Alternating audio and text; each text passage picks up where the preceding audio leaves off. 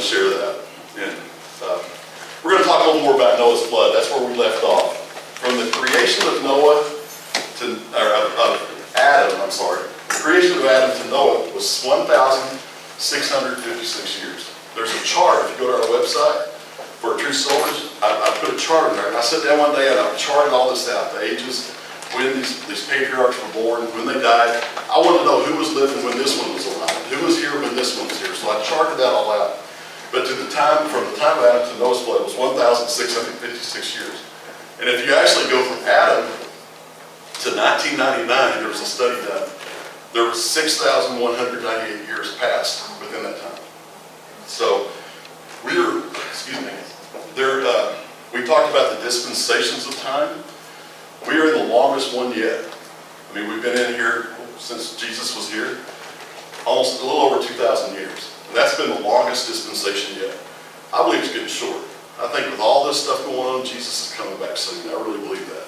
And the more I see every day, the other day I heard that ISIS had they found a mass grave with 1,700 Iraqi soldiers buried in it.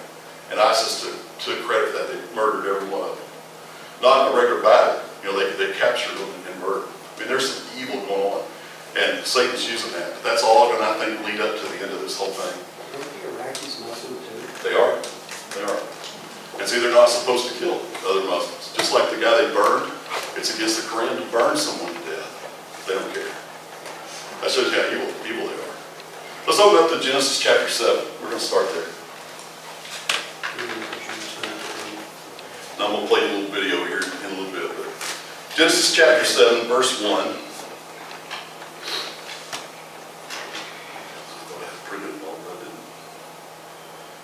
It says, when everything was ready, the Lord said to Noah, go into the boat with all your family, for among all the people of the earth, I can see that you alone are righteous.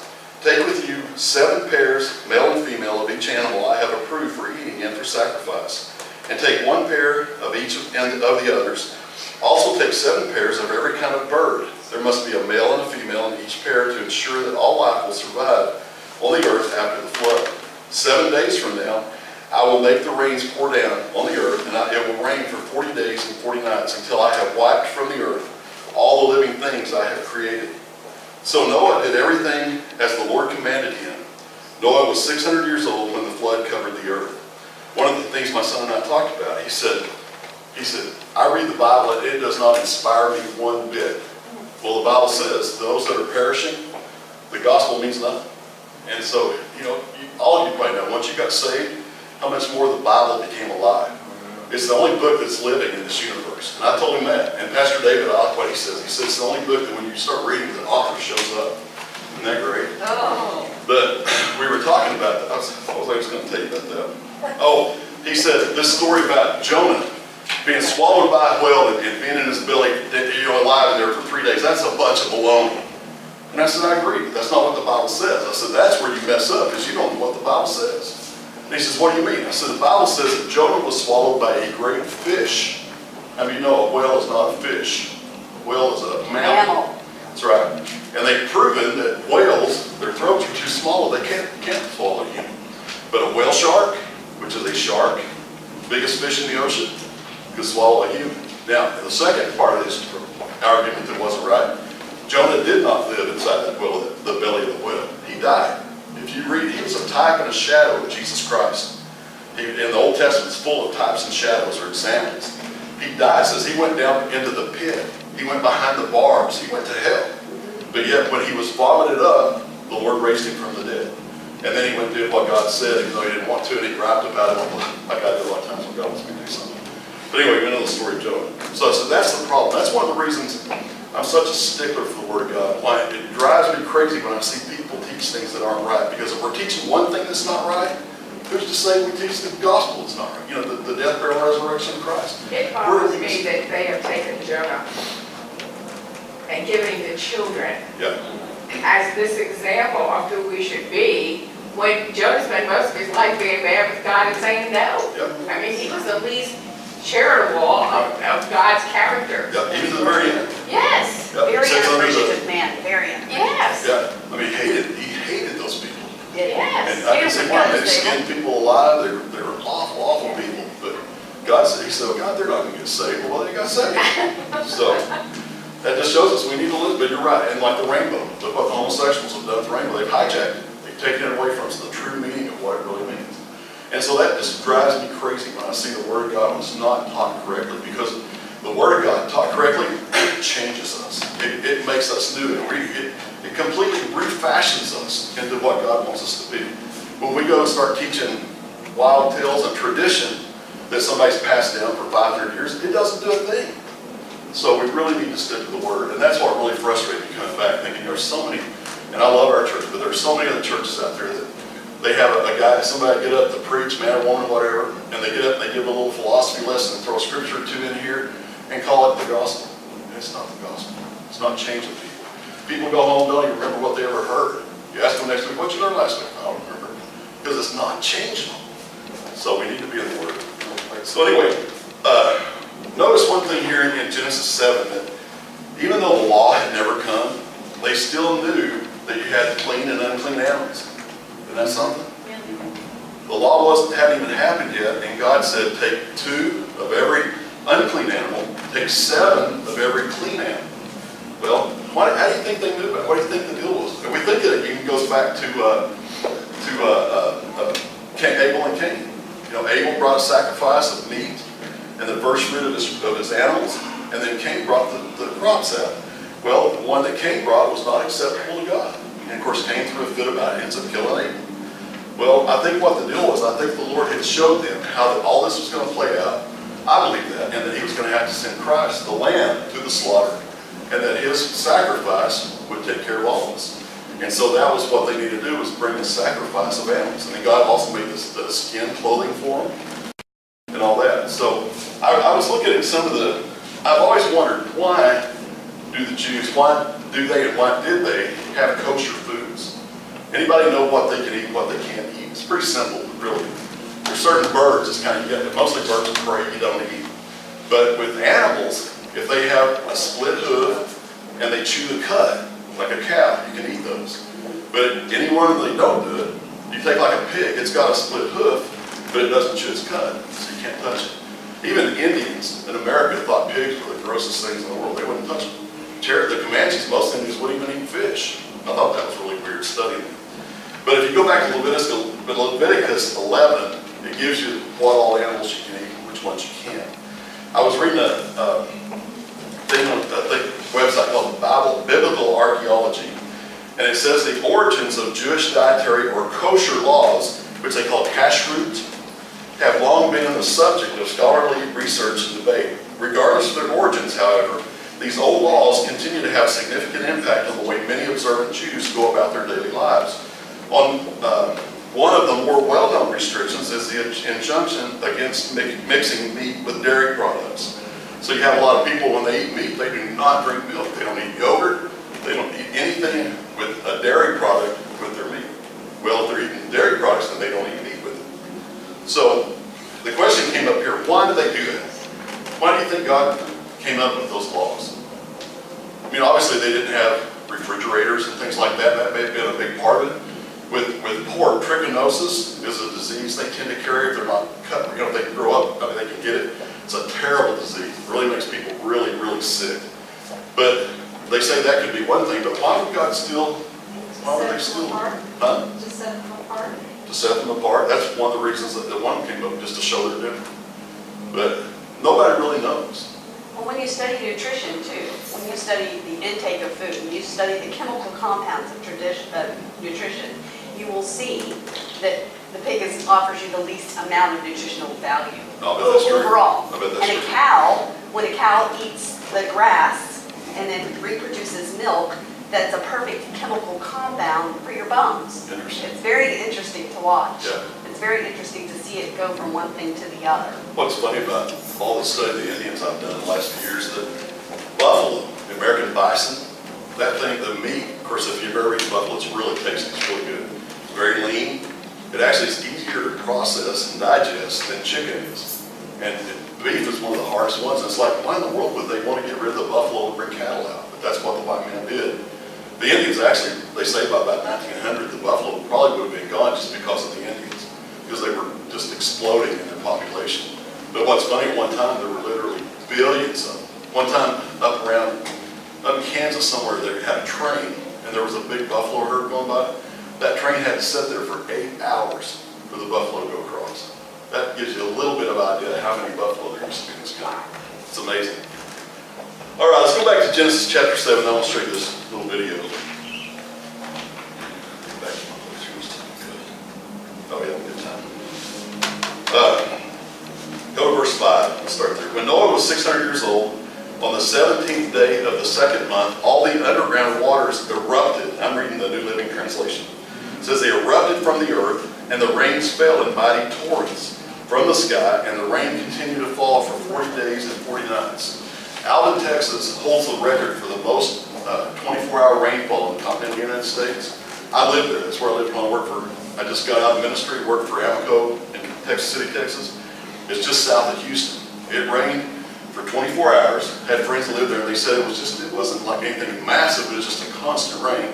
It rained, it was either 59 or 79 inches now. I can't remember. But every house in that town was flooded.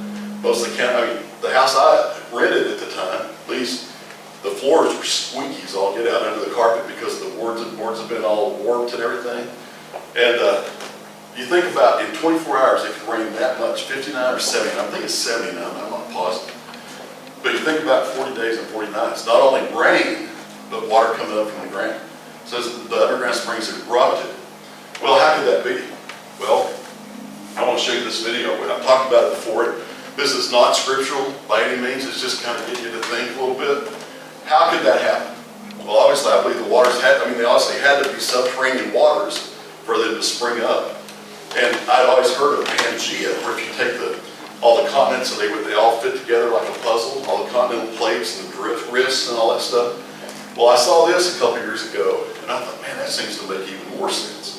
It's going to talk about subduction, and what subduction is where you see them talking about earthquakes and all that, how the earth slides together and one plate will go on top of the other and the other goes, and it moves and it causes the earthquakes. Well, he's going to talk about subduction. So it's about 10 minutes, but I'm going to show you this, and I'm throwing it out there. You can do what you want with it. If you believe, that's great. If you don't, it just kind of gives you another idea of how things could have happened, how the earth could have opened up and all these waters come forth. Pretty interesting. See if I can get going here. There we go. We come to the earth, which grew to get here, the way it is now. Here is our world, our planet Earth, floating in space. We will be going backward in time, imperfectly, but done in a very disciplined manner. Please notice there is no subduction, no rotation of tectonic plates, no twisting, no form-fitting, no altering shapes or sizes. It would be impossible for these continental plates to fit together perfectly without this being true, and yet the upper tectonic plates fit together perfectly on our small planet. Yes, there have been some erosion, landslides, blah, blah, but overall this activity is insignificant. There is a kind of conspiracy of silence among certain scientists. They know, but are not telling you, that the upper tectonic plates of Earth also join in the Pacific, not partially. They join totally. You are asked to believe that the continents swim or drift about willy-nilly, bumping and crashing as if they were on a greased skillet. This is not true. The simple truth is apparently too upsetting for too many apple carts.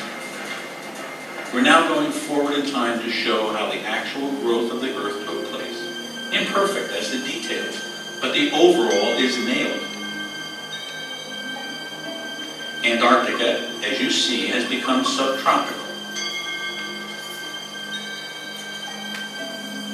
Africa, on a smaller globe, moved way downward under the globe. In fact, for hundreds of millions of years, the bottom of Africa was the South Pole. South America's tail goes under and wraps around the bottom of Africa. Then incredibly, it joins coast with Antarctica. 65 million years ago and more, these continents were joined, and marsupials like the duck-billed platypus roamed from Australia, Antarctica, and across southern South America and up into Africa. The platypus. Dinosaurs roamed all over this world, on the upper tectonic plate because there were no oceans, just shallow seas. Here today, Antarctica is frozen over, and Australia and its surrounding islands are the remaining home of marsupials. Do you see how broadly the Pacific is opening compared to the Atlantic? This is exactly why the knee-jerk Pangea theory exists. The Pacific spread is too difficult to easily visualize because it's so big. The Atlantic spread is so obvious that a child would recognize it, but they are the same.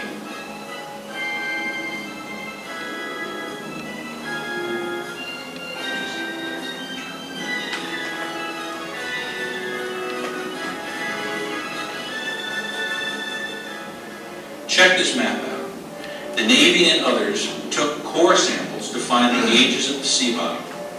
Lo and behold, no part of the undersea was found to be much older than 70 million years old.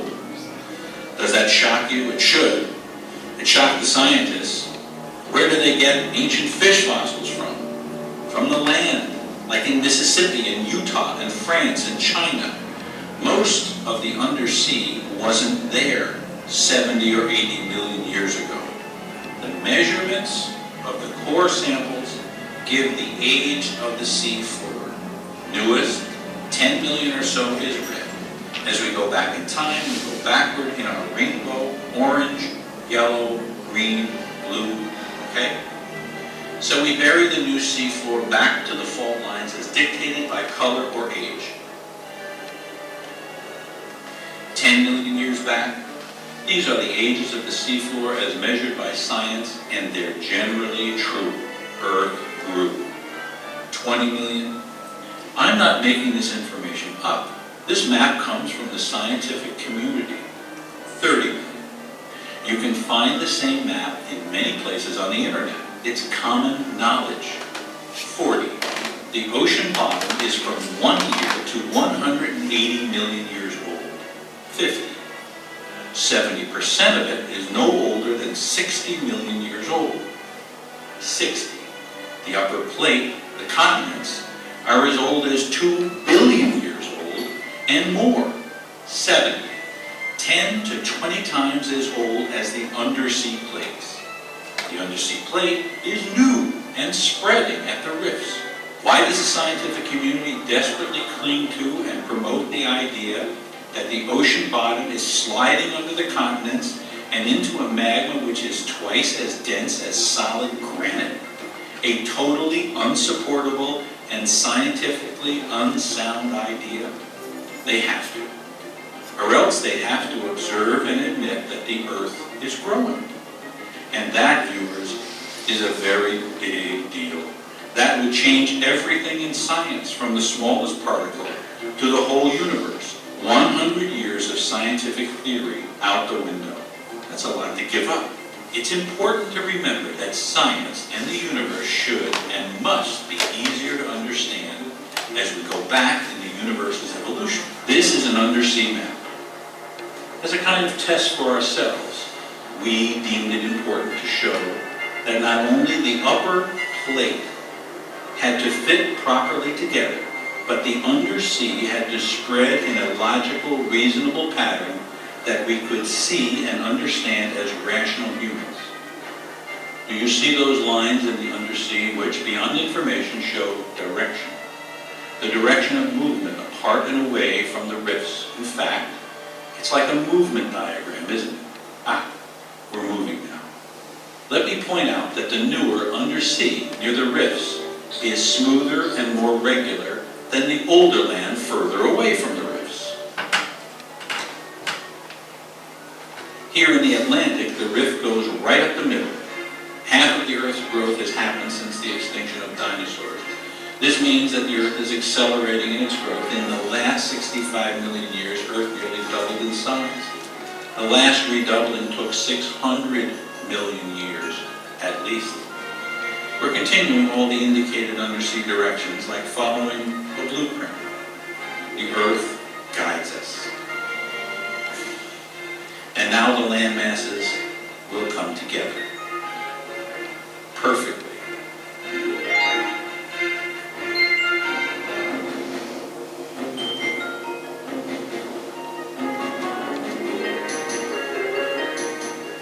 now go forward in time from 185 million years ago. Please notice, there is no subduction, no raising and lowering of land masses. There can't be. It's held in the form of magma down there. Local raising and lowering, yes, but not on a massive basis. It can't happen. There's no turning, rotating of land masses. The land masses sit in their individual plates and don't move. The rifts open, that's all. For examination, I'm going to run a few vignettes of each area of Earth that you have a right to be curious about. The North Pole. Man, I love this map so much. There was a piece in the recent National Geo. It shows that the trees in Asia and North America were exactly the same trees. Well, this is why. The land was together when the trees evolved.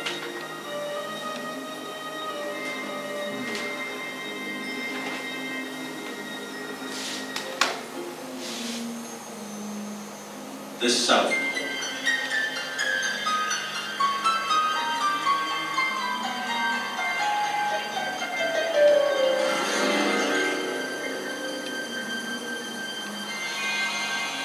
The oceans have absolutely nothing to do with tectonic spreading, except that they cool the thickening mantle.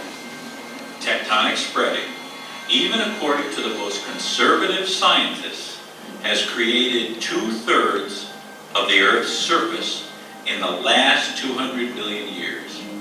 And therefore, the same must be true on all planets, including Mars. Must. And we can see the younger spreads on Mars just as on Earth. But there is, just as clearly, no subduction on Mars. It can't be both ways. You either have spreading and subduction, or you have only spreading, and you must have spreading.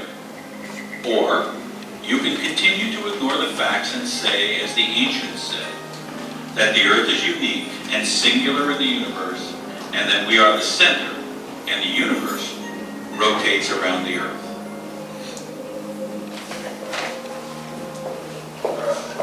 It just kind of gives you an idea maybe where all that water came from.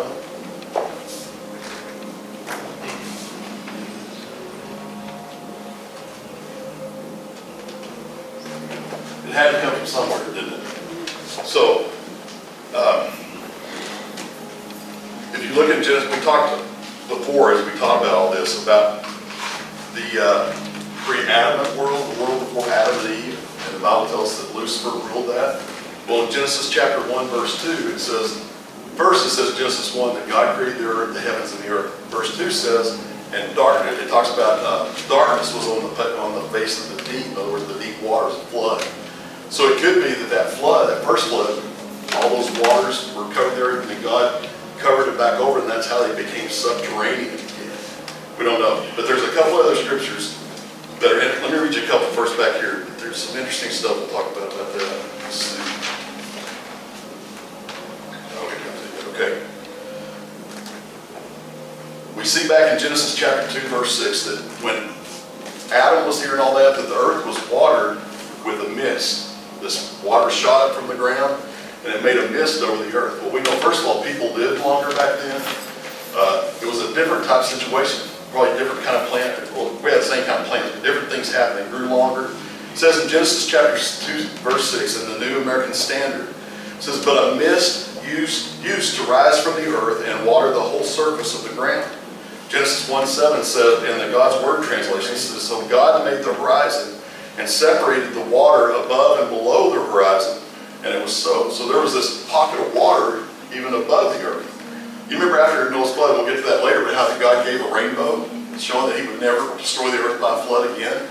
Well, if you believe what I believe, there was a flood before this, and then there was Noah's flood. And God said, okay, I'm never going to do that again. Well, we know by reading Revelation that this world is going to be destroyed by fire. And it'll be redone. Read scripture in a minute, but there won't be any oceans again. There'll be, apparently that water will be trapped below, and may be trapped above again like God had it before. But it says God made the horizon and separated the water above and below the horizon, and it was so. So after the flood, they have a rainbow. Why? Because physics changed, the whole world changed. That water rained out of the skies, and now you take a prism and you let light shine through. How many of you done that as a kid? And you see the rainbow. Well, before apparently there was so much water in the atmosphere that the sun couldn't shine through enough some way to make it happen that way. So when the rainbow came, that was the first time that ever happened after that flood. So something had to change in what goes on. Let's go back to Genesis 7 and let's start with 17. It says, for 40 days the flood kept coming on the earth, and as the waters increased, they lifted the ark high above the earth. The waters rose and increased greatly on the earth, and the ark floated on the surface of the water. They rose greatly on the earth, and all the high mountains under the entire heavens were covered. The waters rose and covered the mountains to a depth of more than 15 cubits. And let's look at some of the notes. It says in the New Living Translation, they have little notes there. And the first one says that is about 23 feet, or 6.8 meters a cubit. And I wrote, the cubit is generally 18 inches. It's from here to here. Some people's arms are a little longer than others. It's like when you measure hands on horses. There's a typical, like my hand would measure much bigger than some woman's hand. But there's a typical measurement they use for hands. But a cubit was generally 18 inches. The second note they have, it says, where the waters rose more than 15 cubits and the mountains were covered. But if you read the King James, it says the water rose 15 cubits. 15 cubits and covered the whole earth. Well, we look at it and we go, what about Mount Everest? It's 32,000 feet high. How could that cover that? Well, the earth was different then. We didn't have all those high peaks and all that thing. Some of the translations say that it was 15 cubits above the mountains like that. I don't believe that. I don't think the earth could hold all that water. But there's two different beliefs. Some believe it was 15 cubits above all the mountains the way they are now. I believe it was 15 cubits above the way it was then, and there weren't huge mountains like that. Matter of fact, in Genesis 10, as we get there in a week or two, we'll talk about Peleg, the guy that says he was named Peleg. It means division. And it says, and the earth was separated in his lifetime. And even one Bible translation says that different languages were given. Well, that doesn't happen until after the Tower of Babel. So the earth, and the word in the Hebrew is eretz, E-H-R-E-T-S, is the way it's translated, transliterated. It means dirt, it means the earth. It was separated during Peleg's time. So I think that's when the whole earth finished all its moving around and pushing up mountains and all that. It's something, if you want to believe you can, if you don't have to, you don't have to. But to me, it makes a lot of sense of how God did things. And I think God shows us that, gives us a picture of it. The King James Bible says 15 cubits upward did the waters prevail, and the mountains were covered. It doesn't say that it went above. What time is it? My watch isn't right, I don't think. 2 minutes. Okay. 2 minutes. I've had 4 watches not work in the last, month? When I put a magnetized thing, like a name tag, they stick to my chest. I have a magnetic personality. So everything's destroying my watches. It's crazy. So anyway, It but magnetizes those rods in your back, and then they go throughout your body. who knows? Who knows? But it's killing my watches, so. Say, if you been visited by aliens. Who knows, huh? You want magnetized. Let me read you a couple words. King James says the waters went up 15 cubits. And it said then it covered the mountains. Doesn't say they were 15 cubits above the mountains. Young's literal translation, which is a good translation, says 15 cubits upward had the waters become mighty and the mountains are covered. And you'll find some versions that say that it actually rose 15 cubits above the mountains, but these say otherwise. The 1599 Geneva Bible, which came out before the King James, says 15 cubits upward did the waters prevail when the mountains were covered. The Amplified says, in fact, the waters became 15 cubits higher as the high hills were covered. So I believe that the earth was a lot flatter than it is now, and that the water at 23 feet covered everything. So, but you may believe other, but we know the earth was covered, right? Yeah. So we know there was a flood. Revelation 21. How much draft do you think it was? You know what? Not very much. They've done studies on it. They've shown, they've recreated, rebuilt them. They don't have a lot. New York, Yeah, they are. they had hardly any. Yeah, the draft is very One of my low. classes built one, And it's also impossible to turn it over. Right, No very matter what stable. you do, till it comes right back up. Yeah. It always points north. And it Oh, always does it? points north, yeah. Oh, I didn't know that, that's it. Yeah, you can swing it around, it'll always end up pointing this. Its dimensions are so unbelievable. I think it was the Queen Elizabeth II was the first ship that was built by man that was bigger than that. I believe that's right, I could be wrong, but it was one of those ships, it was in the 1900s, I think they built a ship finally that was bigger than the ark. Revelation 21:1 says, Then I saw a new heaven and a new earth, for the old heaven and the old earth had disappeared, and the sea was also gone. So that when Jesus recreates this earth again, there won't be no more oceans. That's going to be kind of cool. So is the earth going to shrink back down? Is all that water going to be trapped subterraneously again? We don't know. Interesting thoughts though. So anyway, Penny, thank you again for filling in for me. And Oh, I don't know, if you just thank the class that we went on.